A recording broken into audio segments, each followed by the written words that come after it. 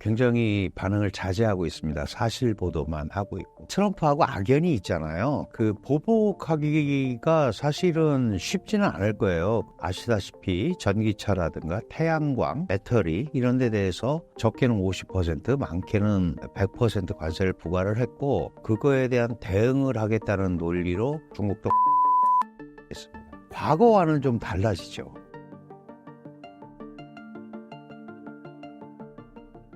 네, 저는 한국외국어대학교 국제지역대학원에서 중국을 공부하고, 중국이라는 데가 워낙 여러 군데 영향을 미치고 있으니까 자연스럽게 국제관계 이런 걸 연구하고 가르치는 강준영이라고 합니다. 미국 대선에서 트럼프가 당선됐습니다. 앞으로의 미중 갈등 양상이 어떻게 될 것으로 보시나요? 네, 사실은 많은 국가들이 트럼프 당선 예상을 했거나 또는 준비는 다 하고 있었죠. 그런데 워낙 이번 선거 결과를 보시면 아시지만 거의 완승에 가까운 승리를 했거든요. 그래서 그런 면에서 좀 더 충격을 받은 것 같아요. 그러니까 더 많은 미국인들이 트럼프가 강조하는 미국 우선주의, 미국을 다시 위대하게 마가라고 그러잖아요. 그 부분에 손을 들어줬다. 이런 면에서 우리가 이제 트럼프가 되면 좀 걱정하던 부분들이 미국 고립주의, 그리고 미국 중심의 세계 정세를 만들려고 하고, 트럼프 같은 대통령은 뭐 장사꾼이다 이런 얘기 하잖아요. 그러니까 모든 거를 비즈니스 마인드로 접근하는 거 아닌가 하는 데 대한 이제 우려가 있는 거죠. 이 부분은 똑같이 중국도 그렇게 받아들이는 것 같습니다. 사실 민주당의 해리스 후보가 됐으면 기존에 바이든 대통령이 해왔던 그 큰 틀을 그대로 유지할 거니까 기회비용이 아무래도 상대적으로 덜 들어가겠죠. 그리고 사실 이 선거 결과까지 기다리면서 여러 가지 정책이나 이런 것도 미뤄둔 것들이 있는데, 이제 막상 트럼프 대통령이 되니까 말씀드린 대로 미국 우선주의와 미국을 다시 위대하게 미국 중심주의, 어떻게 보면 고립주의 외교 노선을 다시 선택할 가능성이 있다. 그렇다면 트럼프 대통령이 공언한 대로 보편관세 20%,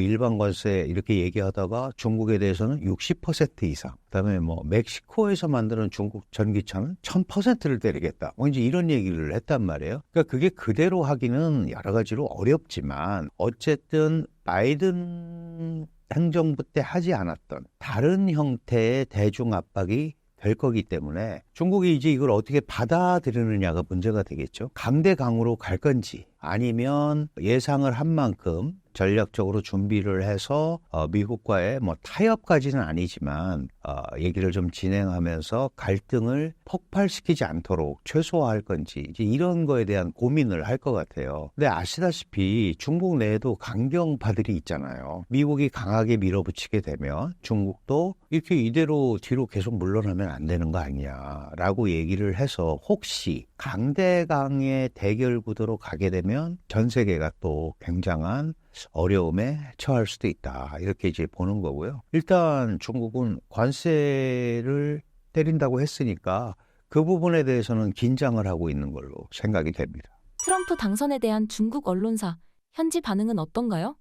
굉장히 반응을 자제하고 있습니다. 사실 보도만 하고 있고. 사실 트럼프하고 악연이 있잖아요. 코로나가 어디서 발생했느냐를 둘러싸고 우한 바이러스다, 그죠? 무한에서 발생한 바이러스다 이러면서 중국 책임론을 밀어붙였고, 그 다음에 관세를 부과했고, 관세를 부과한 이유가 결국은 훔친 기술과 불공정한 방법으로 물건을 만들어서 국제무역 질서도 해치고 미국의 일자리와 산업도 붕괴시켰다. 그래서 중국과 타협하기는 굉장히 어렵다. 게다가 거기에서 획득한 돈을 가지고 미국의 아성이라고 할 수 있는 달러 패권 군사력에 도전한다. 이런 메커니즘 때문에 그 도전을 못하게 하기 위해서, 도전자의 반열에서 떨어뜨리기 위해서 사실은 이제 관세를 부과하기 시작했고, 기술 패권 전쟁을 시작을 한 거거든요. 트럼프 대통령 4년밖에 안 했잖아요. 더 해야 되는데. 그러니까 이제 다시 돌아왔기 때문에 기존에 했던 거에 조금 더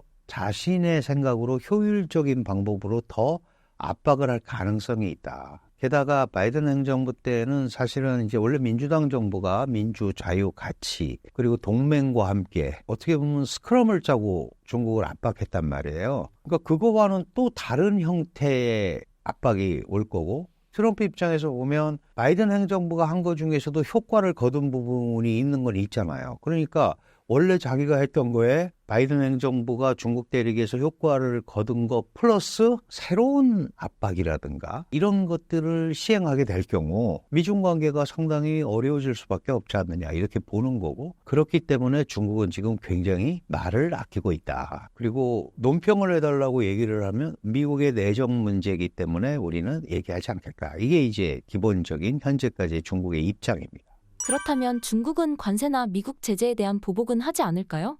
그 보복하기가 사실은 쉽지는 않을 거예요. 근데 중국도 4월 26일 날 관세법을 통과를 시켰어요. 그리고 미국 바이든 행정부가 8월 1일부터 이제 일부 전략 산업에 대해서 관세를 부과를 했거든요. 아시다시피 전기차라든가 태양광, 배터리 이런 데 대해서 적게는 50%, 많게는 100% 관세를 부과를 했고, 그러고 나서 그거에 대한 대응을 하겠다는 논리로 중국도 관세법을 개정을 했습니다. 그 개정 관세법의 핵심은 상대국이 중국에 대해서 한 만큼 같은 비율로 똑같이 하겠다라는 건데, 근데 그거를 유예를 했던 거예요. 12월 1일부터 하겠다고. 근데 그 얘기는 미국 새로운 대통령이 탄생을 하면 그때 보고하겠다는 건데, 지금 이제 12월 1일이라는 게 얼마 남지도 않았잖아요. 물론 이제 트럼프는 아직은 여전히 당선자 신분입니다. 그렇다고 직접적으로 또 미국에다 대고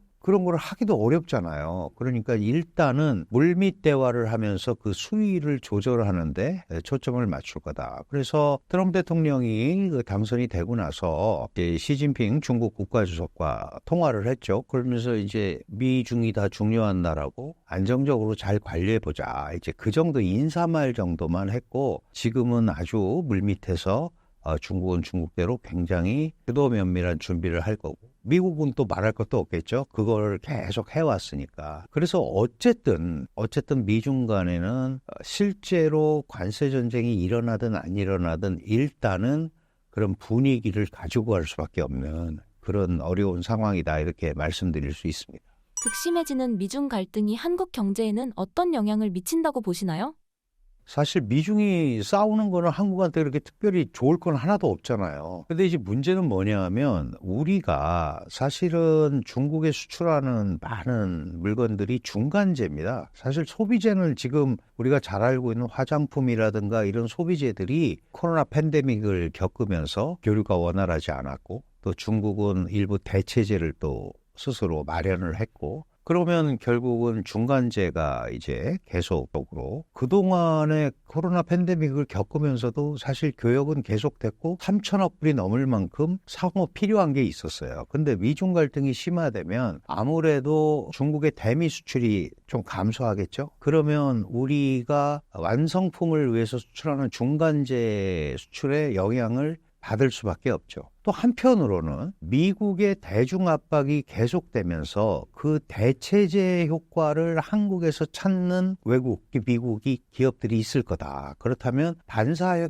효과도 조금 볼 수는 있을 거다. 그러나 그게 계속 가지는 않을 겁니다. 이제 그런 면에서 글로벌 경기가 활성화가 되고 정상적으로 작동하는 것이 한국의 한 건데, 지금 이제 결국 그렇게 안 되잖아요. 그러면 이거는 어느 게 좋다 나쁘다라고 얘기를 할 수는 없어요. 왜냐하면 반드시 동전의 양면이라고 그러잖아요. 좋은 게 있으면 나쁜 게 있고, 수출에 좋으면 뭐 수입에 나쁘고, 수입에 좋으면 수출에 나쁘고, 환율도 그렇고 이게 상대적인 거거든요. 그런데 그나마 좀 다행인 것은 한국이 중국이 가장 목말라 하는 반도체 기술을 가지고 있고, 하이엔드 반도체를 생산하고 있고, 현지에 공장이 있기 때문에 과거와는 좀 달라지죠.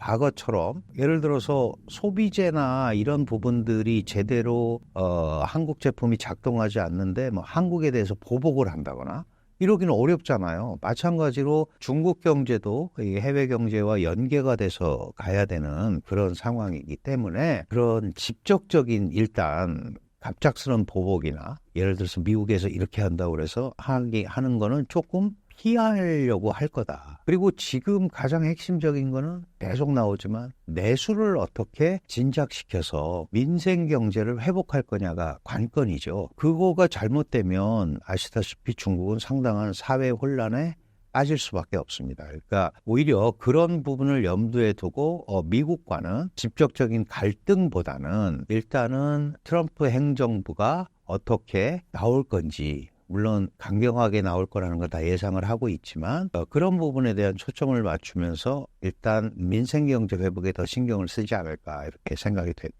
지금까지의 미중 갈등으로 중국이 얻은 득과 실은 무엇이 있나요?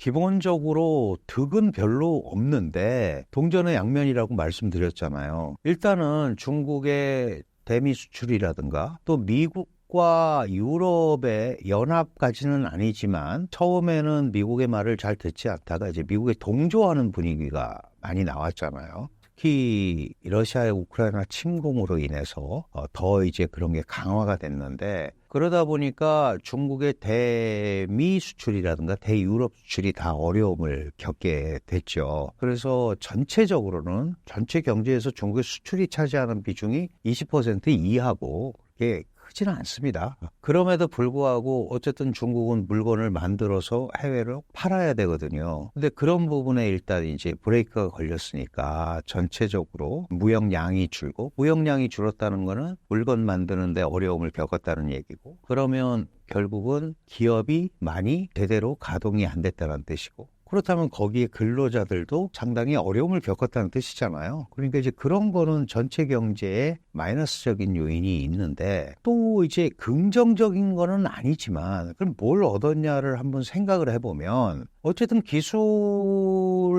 이전이라든가 기술 압박, 중국의 기술이 발전되지 못하게 계속해서 압박을 하다 보니 대체제를 개발을 해야 되잖아요. 이제 그런 상황에서 중국이 수입 대체 효과를 거두기 위한 대체제를 개발한 것들도 상당히 있다. 그리고 몇 년간 그런 압박이 계속되면서 중국의 일부 기술들은 상당 부분 올라왔다. 이제 이런 점은 지금 시진핑 체제가 가장 강조하고 있는 과학기술 자립, 과학기술로 무장된 사회주의 이런 걸 강조하거든요. 그래야 이제 미국의 통제를 안 받게 되니까. 이런 부분에 대해서는 일정한 기초를 닦으면은 꼭 그걸 득이라고 할 수는 없지만 상대적으로 그런 부분이 조금 효과적으로 나타날 수는 있었다. 이렇게 볼 수는 있을 것 같아요. 중국의 군사적 위기감이 커지고 있는데 트럼프 당선으로 인해 더 심해질 거라고 보시나요? 글쎄요, 뭐 군사적 대치라든가 이런 거는 미국의 대중 압박이 특히 트럼프 행정부는 군사적으로 압박하는 거는 별로 없었어요. 왜냐하면 트럼프가 계속 강조하잖아요. 자기가 재임하는 기간 동안에는 어떤 전쟁도 일어나지 않았고 우리는 그런데 개입하지도 않았다. 기본적으로 고립주의고 불개입주의예요. 그런데 이 동아시아 지역, 특히 남중국해 대만 해협으로 이어지는 이거는 이제 국제적으로 굉장히 중요한 수송로이기도 하고 또 미국의 서태평양 전략의 핵심입니다. 인도태평양 전략도 사실은 트럼프 정부 말기에 중국을 압박하기 위해서 큰 틀에서 만들어 놓은 시스템이거든요. 그러니까 그거는 그대로 유지가 될 거고 그러면 그 첫 번째 각축장이 아마도 남중국해를 둘러싸고 일어날 수밖에 없는 거죠. 그리고 대만 해협 문제도 마찬가지입니다. 대만 해협의 안정과 평화가 중요하다. 중국은 계속해서 그걸 내정 간섭이라고 얘기하지만 미국 입장에서는 현상이 변화되면 안 되고 남중국해는 중국이 90%가 자기네 바다라고 주장을 하지만 실질적으로 거기는 공해라는 거죠. 퍼블릭 시. 그렇기 때문에 어떤 국가든 항행의 자유가 있다. 그래서 지금 항행의 자유 작전을 하잖아요. 그러니까 그런 기존의 흐름은 그대로 가지고 갈 거다. 새로운 도발은 하지 않더라도. 사실 그런 것 때문에 중국이 그런 걸 하지 말라고 그리고 우리가 그렇게 호락호락하지 않다라는 걸 보여주기 위해서 얼마 전에 ICBM 실험을 했잖아요. 40년 만에. 그런 걸로 이미 우리가 준비가 돼 있다는 걸 보여주고 그리고 대만 포위 훈련을 한번 하지 않았습니까? 그 대만 쌍십절에 라이칭더 대만 총통이 중화민국이 더 오래된 국가인데 어떻게 중화인민공화국한테 우리가 속하라고 그러느냐 이제 이런 얘기를 했단 말이에요. 그러니까 그거에 대한 훈련으로 이제 포위 훈련을 했는데 그때 처음으로 요녕함이라는 항공모함 전단을 태평양에 투입을 했어요. 지금까지는 미사일 떨어뜨리고 이런 것만 했는데 그 얘기인 즉슨 미국으로부터 들어오는 항공모함과 우리가 맞설 수준이 된다라는 거를 또 의도적으로 표현을 하는 거거든요. 그러니까 직접적 충돌은 하지 않더라도 서로 그런 경쟁을 통해서 힘겨루기를 할 가능성은 상당히 있다. 이렇게 봐야 될 것 같습니다. 교수님께서는 미중 갈등이 어떻게 하면 해결될 수 있을 것이라고 보시나요? 그래서 미중 갈등은 해결되는 가능성이 거의 없습니다. 왜냐하면 중국의 입장에서 보면 지금 미국의 힘이 어쨌든 예전보다는 약해졌잖아요. 유일 초강대국에서 조금은 내려온 거 아니야. 그러면 중국은 개혁개방이라는 걸 통해서 세계적 국가가 됐습니다. 이미 2010년에 일본을 물리치고 GDP가 세계 2위가 됐고 구매력 평가지수로 미국을 오래전에 물리쳤단 말이에요. 그렇다면 이제는 중국도 미국과 어깨를 나란히 해야 되는 거 아니냐. 그러니까 이제 그게 미국을 극복을 해야 된다라고 생각을 하는 것 같아요. 그렇다면 뒤로 물러설 가능성이 없죠. 그럼 미국 입장에서 보면 자신들에 대한 명백한 도전이잖아요. 그러니까 미국은 누르려고 할 거고 중국은 그걸 뚫고 나오려고 할 거기 때문에 미중 갈등은 해결되기는 굉장히 어렵다. 그리고 원래 갈등은 해결하기가 어려워요. 제가 늘 갈등은 관리하는 거지 해결하는 게 아니다. 사실 바이든하고 시진핑이 2번을 대면으로 만났는데 그때마다 우리 두 나라가 갈등이 있는 거는 둘 다 안다. 특히 바이든 같은 경우는 그런 얘기를 했거든요. 갈등이 있는데 이 갈등이 충돌로 비화되는 거를 막자. 결국 그 정도 수준에서 관리를 할 거다. 왜냐하면 지금 상황에서 중국이 미국을 완벽하게 극복할 방법이 별로 없잖아요. 마찬가지로 미국도 그렇습니다. 중국을 완전히 모르는 척하면서 갈 수가 없다. 이거는 과거의 미소 갈등하고 좀 다르기 때문에 그렇습니다. 거기에는 중국이 가지고 있는 제조력이라는 게 있거든요. 글로벌 밸류체인에서 어쨌든 메이드 인 차이나든 중국적 부품이든 중국의 조립이든 완성품이든 어쨌든 한 40%가 걸려 있기 때문에 그걸 전혀 모르는 척 할 수가 없다. 중국은 이제 한편으로 약간 이런 생각을 하는 것 같아요. 이번에 테슬라가 중국에 공장이 있거든요. 상해에. 그 공장을 할 때 사실은 지금 총리인 리창 총리가 상해시 서기였어요. 그런데 그 공장 들어왔을 때 들리는 말로는 자기가 서류를 들고 다니면서 공장을 유치했다.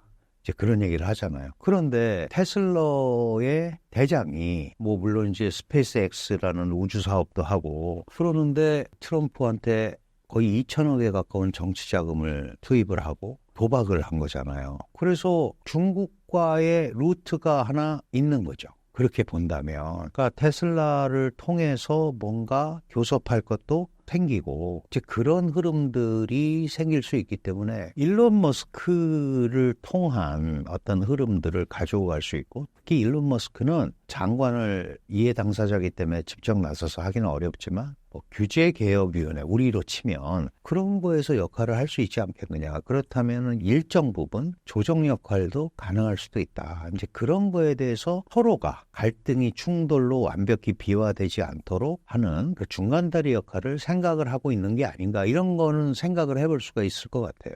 중국 경제가 쉽게 나아지지 않고 있습니다. 현재 중국 경제 상황은 어떤가요?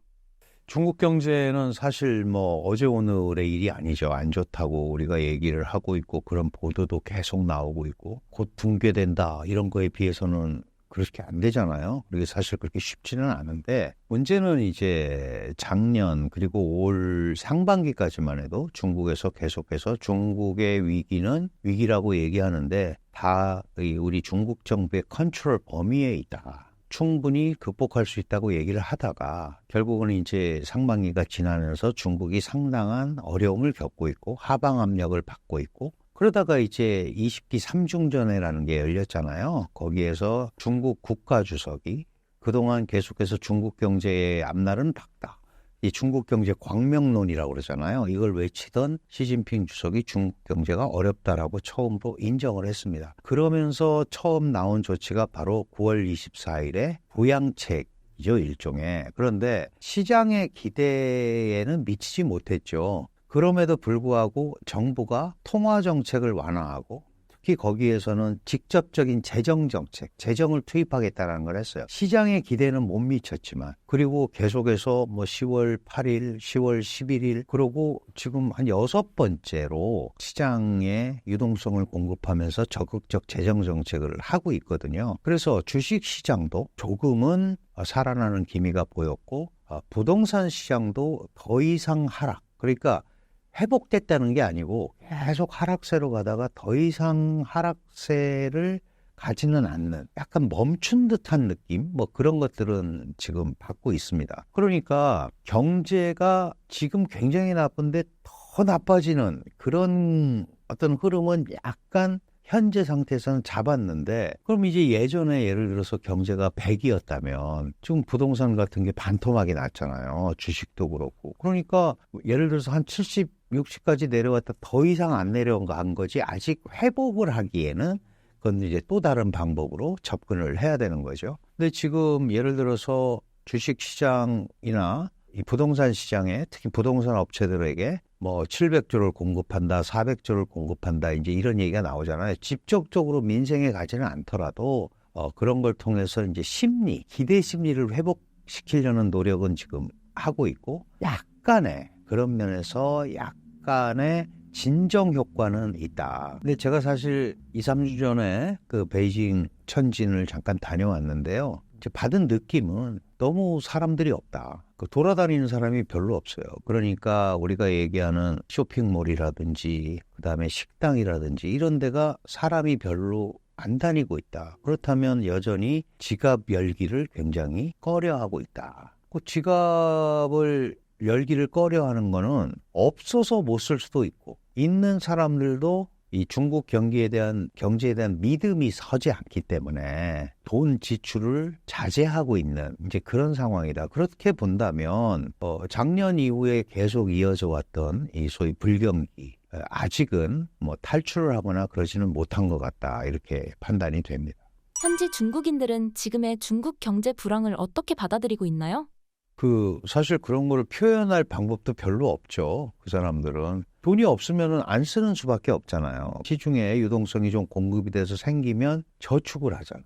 돈을 쓰기가 어려우니까 이 돈을 내가 썼다가 다시 이런 돈이 안 생기면 못 쓰잖아요. 원래 소비라는 거는 내가 이거 써도 다음 달에 얼마 들어오고 또 뭐가 있고 이래야 소비를 하는 건데 그런 거에 대한 이제 믿음이 없어지면 돈을 못 쓰거든요. 그렇다면 오히려 이제 위험 관리로 들어가는 거죠. 내가 지금 대출도 있고 뭐 이런 게 있는데 이런 돈을 모아서 그런 거부터 처리하는 게 훨씬 낫지 않겠느냐. 이제 이런 생각을 더 많이 하는 것 같아요. 그러니까 원래 중국이 이제 대부분의 사람들이 흥청망청 쓰는 사람들이 아니고 돈도 없잖아요. 있는 사람들은 큰 영향을 안 받는다고 얘기하지만 지금 코로나 팬데믹 3년, 리오프닝 작년 1년 그리고 올해도 다 갔잖아요. 그러니까 적어도 중국은 한 5년 정도가 지금 이전에 없었던 굉장한 위기, 불경기를 지금 겪는 거거든요. 그러니까 지금 뭐 중국 경제 어렵다는 얘기를 1, 2년 한 게 아니니까 적어도 그러면 이렇게 오랫동안 쌓인 상처들 이거가 아물어야 뭘 그 다음에 갈 거 아니겠습니까? 중국에서는 경기가 왜 이렇게 안 살아나느냐 이런 얘기를 하면 일부 사람들이 이게 상처 효과다. 상처가 뭘 아물어야 그 다음 걸 할 거 아니냐. 이렇게 얘기를 하는 사람들이 있는 걸로 봐서 여전히 중국 경제의 미래를 바라보는 시각이 아직은 긍정적이지 않다. 그런데 10월 통계 이런 데 보면 처음으로 이제 PMI 지수라는 게 있어요. 구매자 관리 지수라고 하는 건데 이게 어쨌든 턱걸이지만 50을 갔습니다. 그러면 이제 약간 생산을 더 하겠다라는 거니까 경기가 일부는 확장까지는 아니더라도 더 이상 내려가는 거는 좀 멈춘 거 아닌가 이런 생각을 해볼 수는 있을 것 같아요. 최근 시진핑이 경기 부양책을 공개했는데요. 효과가 클 것으로 예상하시나요? 그게 이제 사실은 효과가 제대로 가려면 민간으로 가야 되잖아요. 그래서 민간 소비가 일어나야 되는데 아직은 거기까지는 못 간 것 같습니다. 왜 그러냐 하면 대량의 자금들을 투입을 했는데 그게 이제 부동산 회사를 도산시키지 않기 위해서 뭐 약 400억, 증권회사의 어려움을 극복시키기 위해서 약 700조, 400조, 이게 이제 아직 구체적으로 어떻게 풀었는지는 몰라요. 그리고 그게 이제 중국도 전국인민대표대회라는 의회격이 있는 거니까 거기에 이제 상무위원회라는 회의에서 그 예산안을 통과를 시켜야 되잖아요. 그리고 이런 것들은 약간 우리로 치면 이제 추경 예산 같은 거기 때문에 당연히 미국 대선이 어떻게 될 때까지를 기다렸다가 지금 하는 거거든요. 그러니까 그런 것들이 민간으로까지 이어지기에는 아직은 조금 안 간 것 같다. 그럼에도 불구하고 일단 어쨌든 정부가 의지를 피력을 했고 유동성을 공급을 하고 하는 흐름들은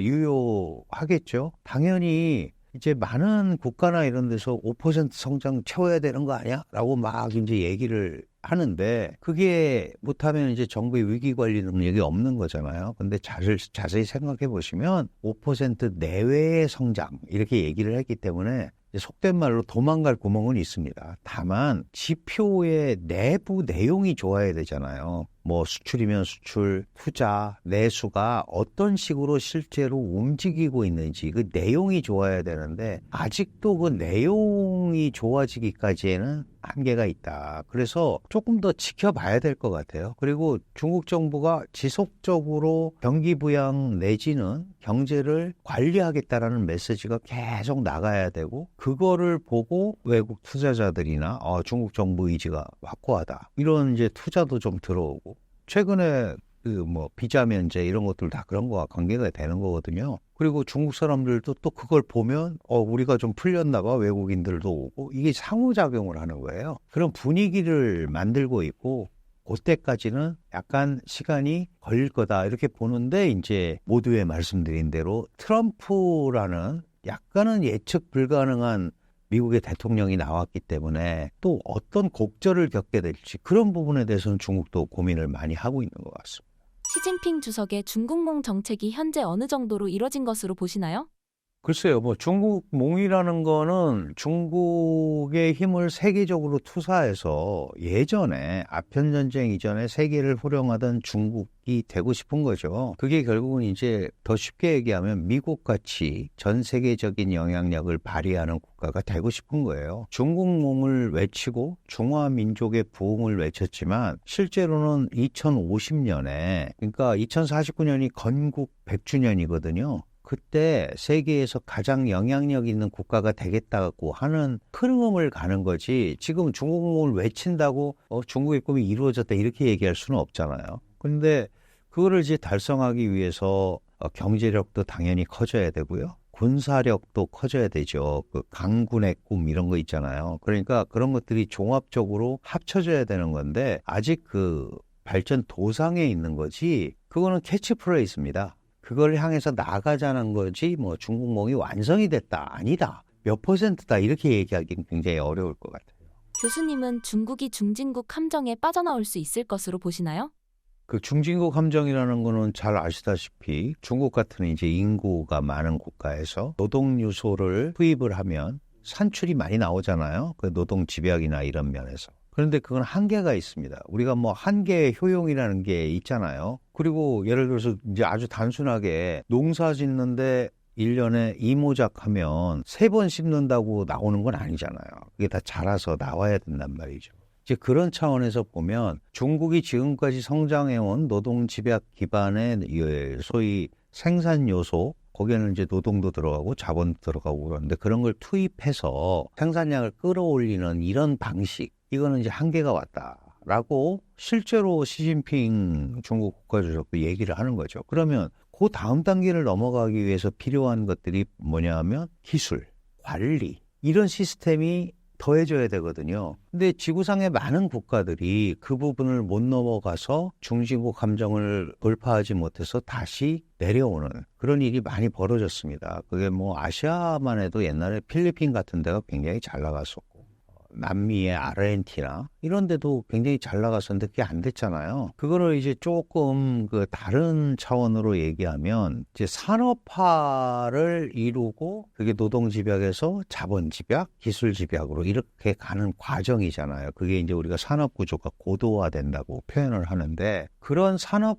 구조 고도화에 있어서 반드시 필요로 하는 몇 가지 부분들 그게 바로 이제 기술이나 관리나 이런 거거든요. 그러니까 이런 부분이 더해지지 않으면 중국도 굉장히 어려운 상황에 빠질 수밖에 없다. 그렇다면 대표적인 게 이제 부동산 발전 모델 같은 거예요. 땅이 많으니까 그 사용권을 이제 시행사한테 팔아서 거기서 나오는 이익을 가지고 지방정부 재정으로도 좀 쓰고 이제 이렇게 다목적으로 썼잖아요. 그런데 그렇게 건물이나 부동산 이런 거를 지어서 분양을 했는데 분양이 안 되니까 그게 고스란히 금융의 부실채권으로 이어졌고 잘못하면 금융위기로 갈 수도 있는 이런 이제 어려움을 겪게 되는 거예요. 그럼 이걸 돌파하려면 지금과 같은 흐름과는 다른 방식의 뭐가 필요한 거다. 그걸 이제 중국은 선택과 집중해서 기술로 보는 겁니다. 과학기술. 그러니까 이런 부분이 보태져야 한 단계 더 도약을 할 수 있는 거죠.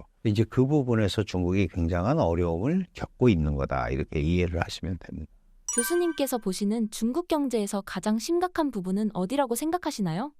네, 역시 기업 활동이 원활하지 않은 거죠. 기업 활동이 원활하지 않으면 생산에 투입돼야 되는 인구들이 할 일이 없는 거예요. 그게 바로 이제 실업률이죠. 취업이 안 되는 거죠.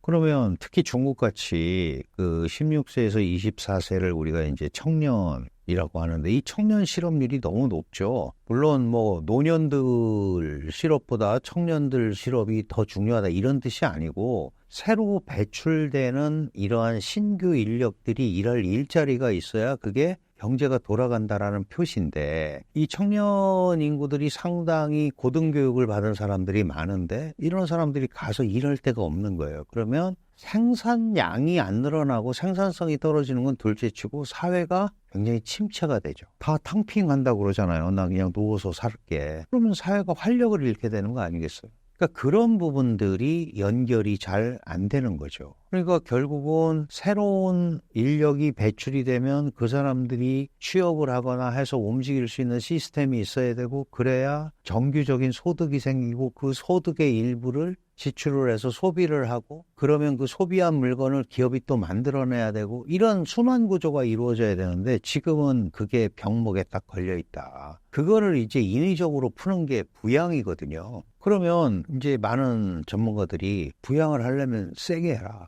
질끔질끔 넣지 말고 1000조, 2000조 막 팍팍 넣어라 말이죠. 그래야 뭔가 해결이 될 거 아니냐. 근데 중국은 그렇게 해서 안 되면 어떡할까? 그거에 대한 두려움이 있단 말이죠. 그러니까 적극적으로 못한 거예요.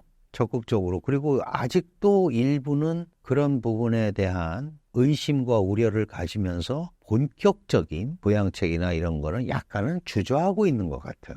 아픈 상처가 있죠. 제가 신사임당에서도 얘기했지만 2008년에 리먼 브라더스 서프라임 모기지 사태 때 800조 정도 우리 돈으로 집어넣었는데 그게 부양된 게 아니고 부동산과 주식시장으로 올라가서 오늘날의 거품을 형성했다. 지금 여력은 있습니다. 정부가. 돈이 아주 많이 쌓아놓고 있는 건 아니지만 그렇게 해서 해결만 될 수 있다면 물동이에 물을 한 번에 들어 부어서 우선 쓰레기를 청소하듯이 확 부으면 되는데 그렇게 했을 때 그 다음이 안 이어지면 굉장히 어려움에 처할 수밖에 없기 때문에 여전히 좀 주저하고 있는 부분이 있다. 그거를 이제 어떻게 만회를 하려고 하냐 하면 국제 경기가 좋아지면 중국이 가지고 있는 제조업 역량을 가지고 그거를 조금 커버할 수 있지 않겠느냐. 그게 이제 알리테무 같은 데가 대표적인 케이스예요. 그런데 그거는 우리는 이제 소비재로 그렇게 영향이 오지만 지금 미국 같은 데는 전기차도 그렇게 온 거다. 보조금, 태양광 패널 그것도 전부 보조금 줘서 온 거다.